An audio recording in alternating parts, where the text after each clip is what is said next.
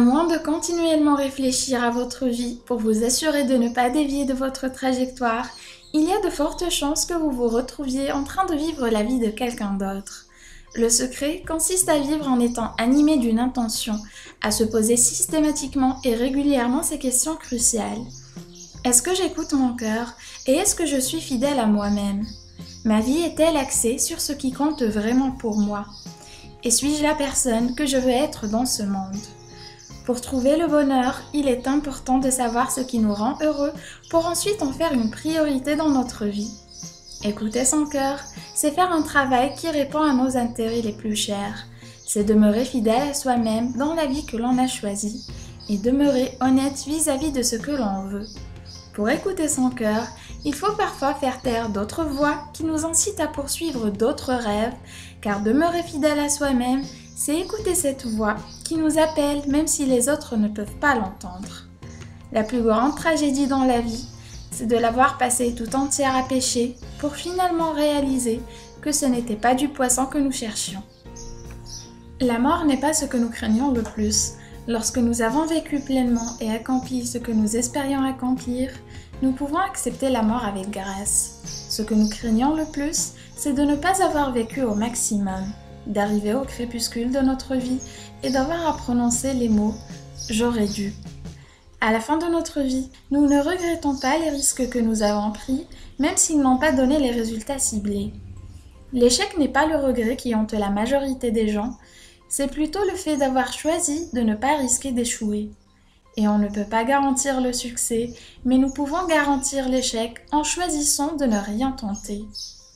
À chaque fois que vous évaluez un risque, commencez par imaginer tout ce que cela pourrait vous apporter de bon.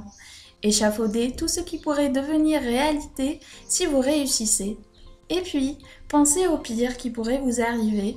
Demandez-vous si vous arriverez à surmonter l'épreuve. Et je suis sûre que vous répondrez à chaque fois par l'affirmative. Ne faites jamais l'erreur de procéder dans le sens contraire. Imaginer le pire en premier nous paralyse. Choisissez la voie qui donnera la meilleure histoire. L'auteur a eu la possibilité de passer un mois en Afrique de l'Est afin d'y rencontrer les aînés de diverses tribus et de camper dans la nature sauvage. C'était un rêve qui pouvait soudain devenir réalité, mais c'était aussi l'année où il était le plus occupé et ce voyage l'obligerait à remettre à plus tard de nombreuses tâches. Mais cette fois, il a rendu visite au vieil homme sur sa véranda. Il lui a dit « Lorsque tu auras mon âge, l'argent que tu n'auras pas gagné pendant ce mois ne te manquera pas, et l'Afrique sera dans ton cœur. » Il décida alors de faire ce voyage. Il a découvert plusieurs cultures fascinantes, il a vu des paysages extraordinaires, et sa famille lui a manqué, ce qui lui a rappelé à quel point elle était importante pour lui. Il a parlé avec des aînés aborigènes, et c'est là-bas que l'idée de ce projet a germé.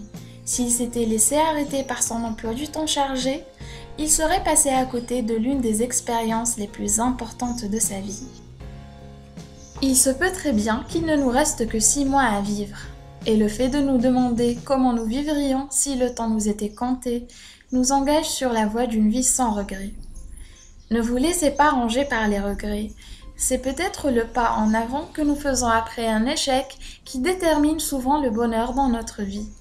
Bien sûr, nous aurons toujours des obstacles à surmonter et cela exigera souvent que nous prenions encore des risques.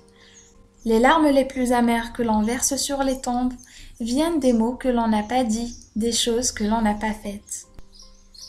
Un vieil homme dit à son petit-fils qu'il a parfois l'impression qu'une bataille se déroule en lui.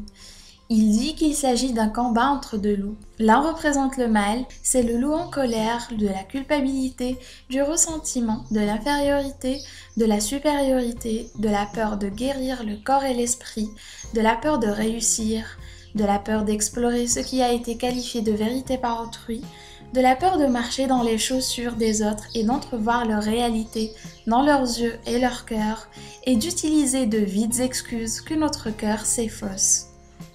L'autre loup représente la bonté. C'est le loup de la joie, de la paix, de l'amour, de l'espoir, de la sérénité, de l'humilité, de la gentillesse, de l'empathie, du soin que l'on apporte à ceux qui nous ont aidés, même si leurs efforts n'ont pas été parfaits, du désir de se pardonner à soi-même et aux autres, et de comprendre que notre destin repose entre nos mains.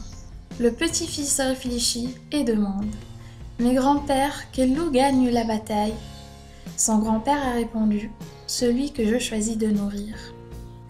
On ne peut pas contrôler l'amour que l'on reçoit des autres, mais on peut contrôler l'amour que l'on donne.